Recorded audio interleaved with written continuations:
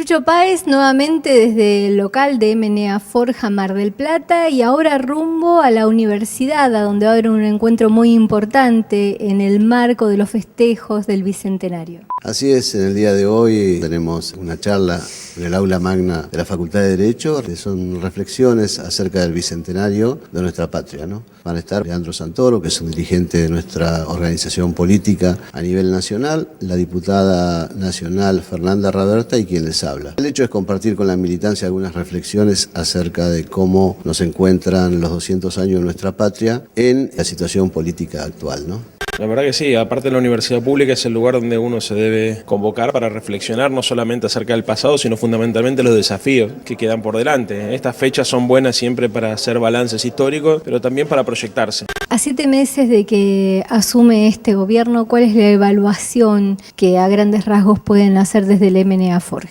Mira, lamentablemente estamos viendo un proceso de transferencia de ingresos brutal de los sectores asalariados a los sectores concentrados. Este gobierno está buscando mejorar la competitividad de la Argentina a costa de depreciar el salario y por eso estamos yendo de cara a una recesión brutal. De hecho, el Fondo Monetario Internacional prevé un decrecimiento del PBI de casi el 2% para este año, en el contexto además donde todas las variables macroeconómicas y sociales han sido desmejoradas, digamos, ¿no?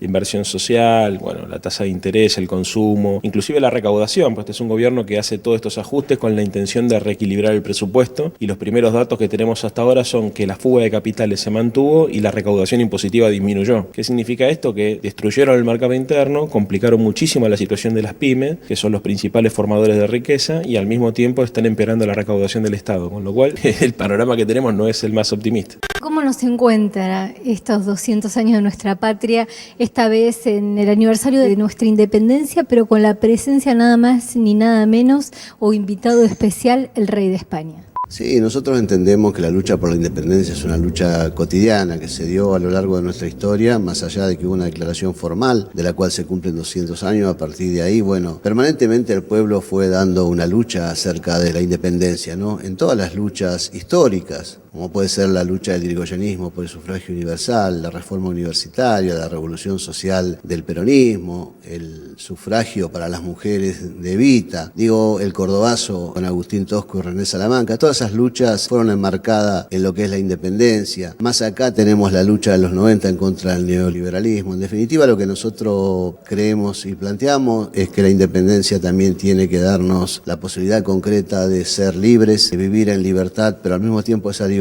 tiene que tener un alto componente de igualdad. Así nos podemos realizar como sociedad. Creemos que en este momento no estamos en esa situación. Hay una gran desigualdad social. No puede ser libre un hombre o una mujer que ganan 10.000 pesos por mes y pagan 6.000 pesos de servicio. Esto tiene una libertad acotada. Entonces, esa es la reflexión que nosotros podemos hacer en este tiempo y esa es la nueva utopía. Trabajar para mejorar y para que la patria realmente nos comprenda a todos los argentinos. Creo que esa es la gran lucha que se viene y la gran utopía del futuro. Ustedes hablan de distribución regresiva, porque expliquémosle este concepto a la gente. Estos 12 años lo que se intentó a partir de la intervención del Estado en la administración de la economía, garantizar que parte de la riqueza que la sociedad producía se redistribuya de manera equitativa, con distintos mecanismos. Más tradicional y el más públicamente aceptado es la asignación universal por hijo, ¿no? Pero había un montón de mecanismos, el procrear, el progresar, la moratoria previsional, ¿no es cierto? Todas las políticas de producción y de construcción de empleo, como los repros, o sea, se construyeron un montón de mecanismos y instrumentos para que el Estado intervenga en la economía a los efectos de poder redistribuir indirectamente la riqueza. ¿Qué significa eso? Hay dos herramientas que son claves para entender las políticas públicas. Una es la AFIP y otra es el ANSES. Entonces, por ejemplo, la AFIP recauda y el ANSES redistribuye. La AFIP toma a partir de criterios, si querés, progresivos, digamos, a partir de que el que gana más paga un poquito más y el que cobra menos paga un poquito menos, una serie de valores, y esos valores son distribuidos con criterios políticos solidarios por la ANSES o por otros instrumentos del Estado, como puede ser el Ministerio de Trabajo o el Ministerio de Economía o Desarrollo Social, ¿no es cierto? Pero las dos instancias claves son esas dos. Este gobierno hizo exactamente lo mismo, pero en dirección contraria. En vez de incentivar la distribución progresiva del ingreso, o sea, intentar de garantizar la equidad social, lo que buscó fue que los sectores asalariados estados le den y le transfieran recursos a los sectores más concentrados del capital para ganar competitividad. O sea, parece irracional desde la perspectiva de la solidaridad social, pero la verdad que desde la perspectiva del lucro económico es lo que ellos han buscado, digamos, garantizar que los sectores más concentrados de la economía tengan maxi rentabilidad a partir de la tasa de explotación. ¿Qué significa esto? Que los salarios son más bajos, pero sin embargo los sectores más concentrados de la economía tienen garantizado un piso de rentabilidad. Sumado a tantos desocupados. Claro, bueno, la desocupación es la consecuencia de la recesión económica. O sea, estos muchachos lo que han hecho es trabajar sobre la hipótesis de que había que eliminar el déficit fiscal en un contexto donde está en discusión si es necesario o no eliminar el déficit fiscal, porque la verdad es que en este contexto de decrecimiento económico y de restricción económica mundial, las mayorías de las economías del mundo tienen déficit fiscal. Estados Unidos tiene déficit fiscal, Brasil tiene déficit fiscal, México tiene déficit fiscal, Japón lo tiene, Gran Bretaña, la mayoría de los países europeos. ¿Y por qué la tienen? ¿Por qué deciden por ahí endeudarse un poco para garantizar que el Estado puede intervenir y meterle de dinero a la demanda agregada? Básicamente porque en esta crisis económica que estamos viviendo mundial, si el Estado no interviene y no sostiene la demanda, ocurre lo que empieza a ocurrir en la Argentina, que es que la economía se ajusta, se achica, las empresas terminan expulsando trabajadores del mercado y lamentablemente no solamente baja el poder adquisitivo del salario, sino todas las otras variables, la inversión, el consumo, o sea, todas las variables macroeconómicas se empiezan a empeorar. La verdad que para nosotros es muy triste porque en este proceso histórico, digamos, lamentablemente hoy la Argentina no está en condiciones por el contexto regional para darse el lujo de hacer este ajuste porque las consecuencias sociales son enormes. Haces un gran hincapié en el concepto de hegemonía. Explícanos por qué. Solamente es posible aplicar este proceso redistributivo del ingreso regresivo, donde vos le sacás al que más necesita y le das al que tiene más, a partir de una dirección intelectual y cultural de la sociedad. O sea, es imposible construir un consenso social positivo alrededor de estos valores, entonces han construido un consenso social negativo alrededor de la pesada herencia recibida. Significa que hay un sector importante de los medios masivos de comunicación y el poder económico que trabajan machacando la idea de que vivimos una fiesta del consumo los últimos 12 años insostenible. Tal vez el vocero más brutal haya sido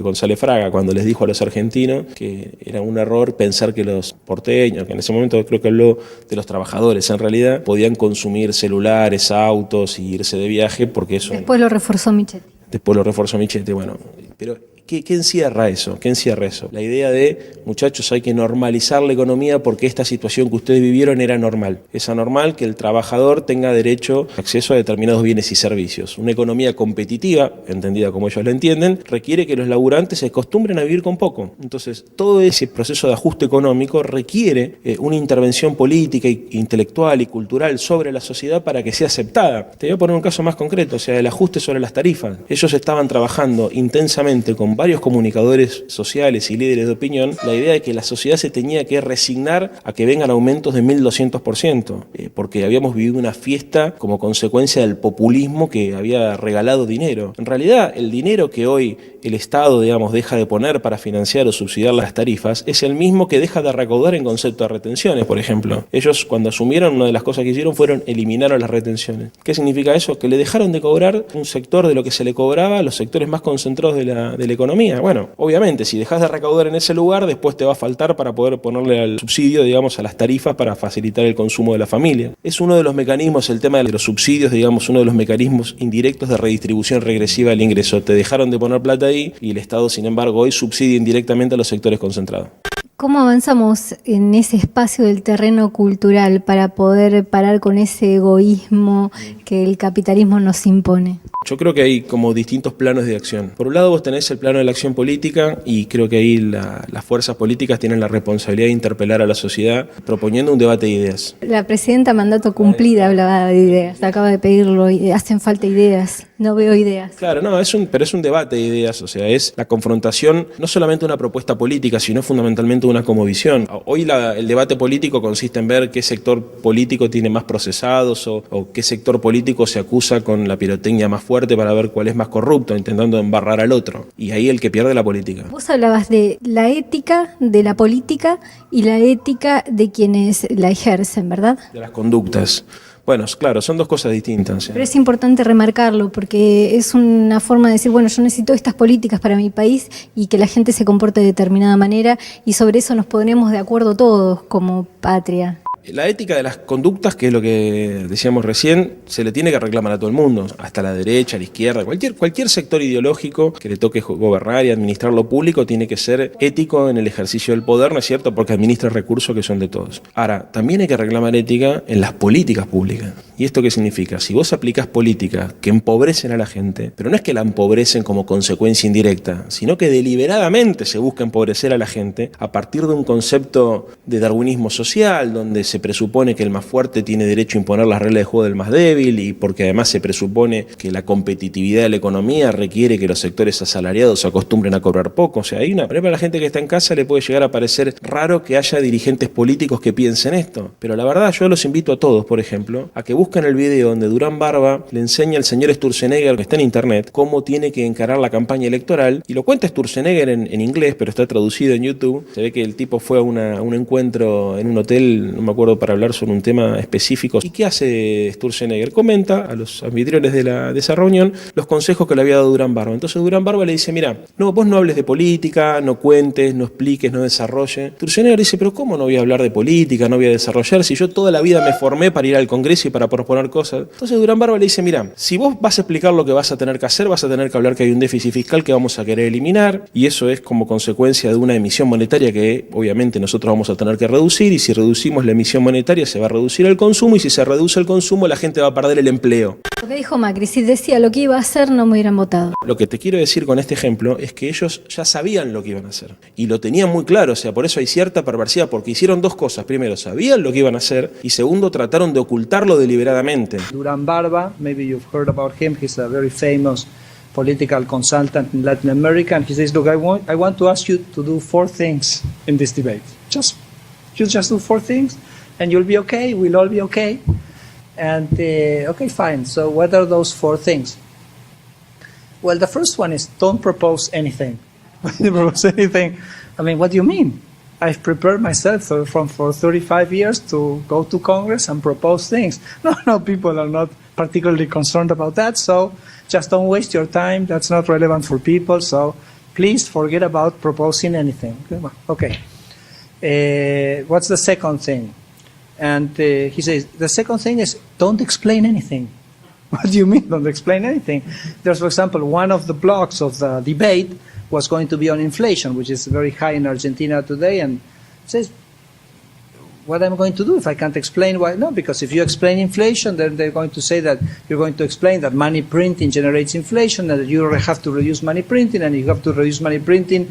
That means that you're going to do a fiscal adjustment, and a fiscal adjustment means people will lose their job, and we don't want you to kind of say that. You just, when you're in government, do whatever you think has to be done, but not right now in the middle of the debate. So I say, what do I do? What do I say? Just tell that they're lying with inflation numbers or say whatever, talk about your kids, it doesn't matter. El marketing político, la manipulación como consecuencia de estas herramientas donde ellos van midiendo a través de focus group o distintas instancias donde van midiendo qué decir y qué no decir para manipular la voluntad pública y la voluntad popular, la verdad que demuestran la perversidad. Por eso yo le pido a la gente que se tome el trabajo de investigar, porque efectivamente estamos viviendo un programa económico que busca deliberadamente reacomodar la ecuación económica y social de la Argentina. Inteligente y planificado, no están improvisando, saben lo que están haciendo. Hay de las dos cosas. Yo creo que en algún punto son inteligentes y planificados y perversos, que además miden la reacción de la gente, y en otro punto también, como consecuencia de la lógica que tienen del Estado, improvisan. O sea, hoy hay tensiones entre el presidente del Banco Central, el ministro de Hacienda, el ministro de Industria, digamos, los distintos subsecretarios y secretarios que forman parte del equipo económico. Entre ellos inclusive se pasan facturas porque no se reconocen liderazgo. Entonces hoy son como compartimentos estancos las distintas áreas de gobierno. Ahí tenés un problema como consecuencia de que ellos están acostumbrados a administrar una empresa, y en una empresa en general el CEO o el gerente es el que define y no consulta con otro gerente, ni mucho menos, digamos, con otro gerente de su mismo rango. Entonces acá tenés las dos cosas, improvisación y además cierta perversidad. ¿Pobreza cero o desigualdad? ¿Libertad o igualdad? ¿Cómo se combinan todos estos conceptos? La única forma de reducir la pobreza es apelando necesariamente a la reducción de la desigualdad, porque discutir la desigualdad implica también discutir la riqueza. La verdad, la pobreza es una relación social, siempre va a haber pobres de alguna manera, ¿no? Porque debe haber otros sistemas, pero no los queremos encontrar, o no nos dejan encontrarnos, o no nos preparan para que los encontremos. Sí, hay otros sistemas, hay otras formas de organizar la sociedad, inclusive en sistemas de transición donde se intenta humanizar el capitalismo, se requiere también encontrar un mientras tanto, digamos, algo para hacer en el mientras tanto. A lo que voy con esto es que vos necesitas para poder garantizar, digamos, una mayor paz social y para poder garantizar una sociedad más equilibrada, que se discuta no solamente la pobreza, sino fundamentalmente la riqueza. Porque cuando vos tenés súper ricos, que es lo que le pasa hoy al mundo, ¿no? Gente que tiene muchísimo, acumula mucho más de lo que puede gastar. Entonces la riqueza está en función no de la producción ni de la sociedad, sino está en función solamente de la acumulación. Entonces vos tenés mucha gente que no tiene capacidad de consumo y mucha gente que teniendo mucha capacidad de consumo no le alcanza la vida para gastarla. Entonces, eso provoca desequilibrios en todo el mundo, digamos. De hecho, Piketty, digamos, que es uno de los intelectuales que hoy más renombrados en el mundo, un profesor francés, plantea justamente que el desafío, digamos, de las sociedades modernas, inclusive para preservar el capitalismo, es eliminar la desigualdad o reducir la desigualdad, porque si no estas tensiones no van a ningún lado. Y lo que nosotros estamos buscando en definitiva no solamente es garantizar la igualdad, sino también garantizar la libertad para todos. Lo que pasa es que para nosotros, para nuestra concepción política, lo que hay que hacer es distribuir equitativamente la libertad. O sea, no solamente igualdad de oportunidades, sino de igualdad de posibilidades y de acciones concretas, de capacidades, que todo el mundo tenga la libertad no solamente de poder ir al colegio, sino que además tenga la facilidad para que si efectivamente, por ejemplo, te toca por desgracia nacer en una familia pobre, que el Estado pueda asistirte para que además de tener la formalidad del derecho, tenga la posibilidad real de hacerlo. Cuando hablamos de contener el egoísmo natural que tenemos adentro nuestro y exacerbado por un sistema de capitalismo salvaje, hoy como nunca ustedes están trabajando con la solidaridad y con volver ese concepto de la patria es el otro. Estos modelos económicos, que fundamentalmente son dogmas económicos, lo único que pretenden es llevarnos a sociedades individualistas. Nosotros, por supuesto, que estamos en las antípodas de este pensamiento. Creemos en las construcciones colectivas, creemos en la solidaridad, creemos en el abrazo de todos los compatriotas. Fundamentalmente también creemos en la patria grande. Cada día estamos más convencidos de que la patria es el otro, que quizás hoy está en problema. Entonces, más que nunca, debemos estar cerca del otro, cerca del prójimo, para darle un abrazo grande, para entenderlo, para contenerlo y para ayudarlo. Esa es la razón de la política y es un poco el horizonte que tenemos que marcar todos como militantes políticos, ¿no? En este marco de la independencia, del bicentenario y con la presencia quizá como invitado especial del rey de España, ¿cómo lo sienten ustedes? La verdad, son esas cosas que hace este gobierno que no sabes si son provocaciones, si son falta de tacto, si en realidad es un mensaje que quieren mandar, no porque uno tenga nada contra el rey de España. Lo que pasa es que justo la invitación en este contexto, ¿no es cierto?, donde supuestamente lo que se reivindica es la independencia de un Estado soberano frente a otro Estado soberano, pareciera por lo menos de mal gusto, inclusive hacerle pasar un mal rato al rey de España, que seguramente cuando pise la Argentina, ¿no es cierto?, se va a encontrar con un montón de argentinos que sin tener nada contra él sí van a entender que el gesto de este gobierno fue un gesto por lo menos inoportuno. Estos últimos 12 años uno tenía la certeza de que con aciertos o con errores las decisiones se tomaban en la Casa de Gobierno y no se tomaban ni en ningún canal de televisión, ni en ninguna empresa multinacional, ni en ninguna embajada extranjera. Se llama soberanía popular y creo que es uno de los valores más importantes que los argentinos logramos recuperar. Y estuvo en jaque mucho tiempo, estuvo en jaque no solamente hace 500 años, sino mucho después con la corona británica y después con los Estados Unidos. La recuperación de la idea de la independencia es de la independencia de todo poder de facto o corporativo o extranjero que quiere limitar nuestra libertad como nación. Ese es un derecho que tenemos los argentinos a reivindicar nuestra independencia y además a resignificar esas viejas banderas, porque hay otros poderes hoy que también intentan limitar nuestra acción, limitar nuestra libertad como consecuencia de un mundo globalizado profundamente competitivo y desigual. Ojalá aprovechemos esta oportunidad, como te decía al principio del reportaje, para repensar qué significa ser una sociedad y una nación autónoma y soberana. Yo sigo creyendo en el proyecto político de Hipólito Yrigoyen, de Juan Domingo Perón, de Néstor y de Cristina y de Raúl Alfonsín. Hablamos de la necesidad de comprender nuestra clase, que somos trabajadores. ¿Cómo lo podemos absorber de una forma natural? Porque en este proceso muchos que eran trabajadores se hicieron cargo de las necesidades de la oligarquía y no se ocuparon de sus propias necesidades, que son las de todos los trabajadores, ¿no? Porque hoy, ¿quién puede comprar 5 millones de dólares por más libertad que haya para hacerlo? Esto tiene que ver con algo que permanentemente nos han venido vendiendo fundamentalmente de los medios de difusión. Los grupos económicos concentrados de la economía han tratado permanentemente de vaciar de contenido fundamentalmente el pensamiento nacional. Entonces nos han llevado a esta situación que usted muy bien señalaba. Y hay, por supuesto, claudicación de determinada dirigencia. Hay alguna dirigencia que ha agarrado el camino corto de acordar con el gobierno y no ocuparse de los que realmente tienen que ocuparse, que son los sectores sectores más desprotegidos de la sociedad, ¿no? Todo esto también hay que empezar a recrear de nuevo un tejido social, digamos, que contenga a todos los sectores, sobre todo a los sectores más postergados de la economía. Creo que este es el desafío. Hablando de los TTP, del Tratado de Transpacífico y este no al ALCA que se quiere diluir rápidamente, ¿cómo lo ves en ese contexto hoy ya con 2 bases norteamericanas en la Argentina? Este gobierno presupone que la única forma de integrarse al mundo es aceptando los designios de los poderes imperiales. Más o menos lo mismo que hacen las fronteras para adentro, hacerse amigo de los poderosos creyendo que de esa forma va a obtener mejores resultados. Tal vez lo obtenga, la pregunta es ¿para quién? Yo creo en un proyecto de país soberano de cualquier tipo de influencia. Y a mí me parece que cuando uno acepta integrar una alianza con países industriales, por ejemplo, acepta un rol subordinado en la División Internacional del Trabajo, donde lo único que provee son materias primas y aceptás que vas a importar siempre manufactura. Y en esa distribución inequitativa, digamos, se provoca la pobreza para un grupo, que es el país proveedor de materias primas, ¿no es cierto?, y la opulencia para el país que provee manufactura. ¿Qué te quiero decir con esto? Que deliberadamente están aceptando que vamos a ser un país pobre. Un país que hay 5 o 6 millones de argentinos que la van a pasar bien y otros 40 que se la van a tener que rebuscar como puedan. Con la complicidad mediática, judicial, económica y política también, porque muchos de los que tuvieron que enfrentarse por ahí a los fondos buitres no lo hicieron y no acompañaron. ¿Cómo va a estar la oposición frente a este proceso que se está dando en la Argentina? Bueno, hay toda una línea de coherencia. Ellos se entregaron a los fondos buitres y directamente no negociaron. Aceptaron sin condiciones las exigencias que ellos habían puesto y le pagaron 16.500 millones de dólares embarcando a la Argentina.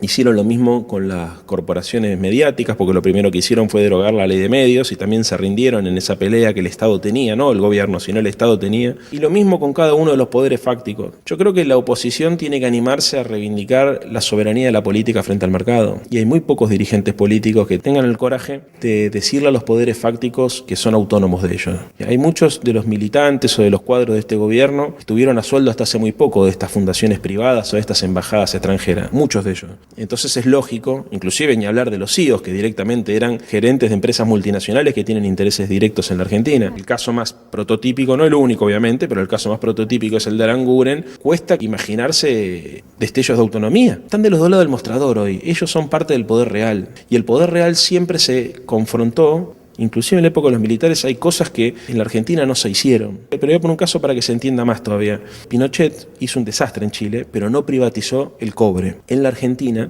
hubo muchas presiones también para desnacionalizar determinadas áreas de la economía. Cuando uno plantea a veces la capacidad del Estado para poner límites a la política, requiere que al frente del Estado haya gente que tenga la vocación de ponerle límites a lo que seguramente va a intentar ser la voracidad del sector más concentrado de la economía, que va a buscar que no se le ponga ningún límite. Lo que veo de difícil en este momento es que pusieron al zorro a cuidar el gallinero. Entonces siempre estamos con la sensación de que en cualquier momento, digamos, se puede perder todo tipo de autonomía para siempre. Entonces eso es una de las cosas que más duele. Muchísimas gracias por tu tiempo y esperamos que esta lucha en contra prácticamente de las corporaciones, ya no de un poder político, sea para el bien de todos y que la podamos dilucidar y entender como ciudadanos. Ojalá que sí. Muchas gracias. Muchas gracias por su tiempo y bueno, compartimos con el público también el debate que se ha realizado en la universidad. Muchas gracias. Sí, nos parece muy lindo y aparte muy enriquecedor porque creo que hoy está muy bueno hablar de política y que todos hablemos de política y esta es una de las grandes enseñanzas que nos han quedado de estos últimos 12 años.